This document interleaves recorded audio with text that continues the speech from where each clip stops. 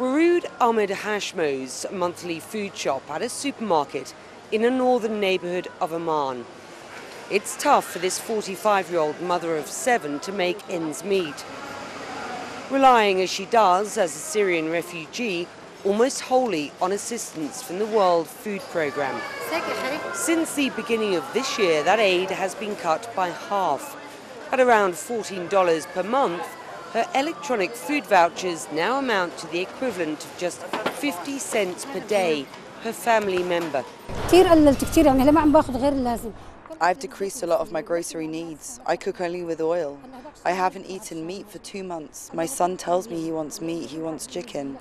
We keep only eating sugar and oil, and we hope they don't keep cutting our coupons. For God's sake, find us a solution. I beg them not to cut the food coupons. Warood's family fled their hometown of Homs in Syria in 2013, fearing for their lives after the death of one of her sons and the detention of her husband at the hands of the Syrian regime. Home, for now at least, is this 2-room dwelling. Warood's family is considered one of the more vulnerable, with so many mouths to feed and no steady income. As such, they still qualify for assistance. But due to a lack of funding, more than 200,000 families, a third of these Syrian refugees here in Jordan, no longer have any food aid at all.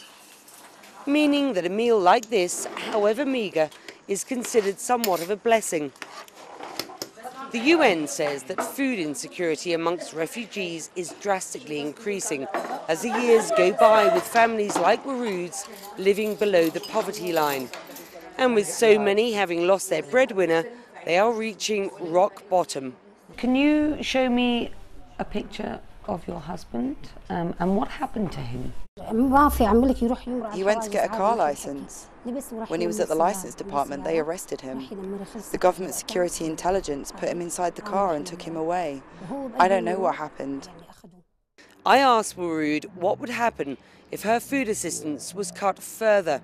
Either I go back to Zaatari or I go back to Syria under the shelling and the bombardment. If it wasn't for my sons, I'd go back to Syria now. Warood is not giving up hope of going home, but for now she just appeals to the international community to not forget about their plight. Becky Anderson, CNN, Amman, in Jordan.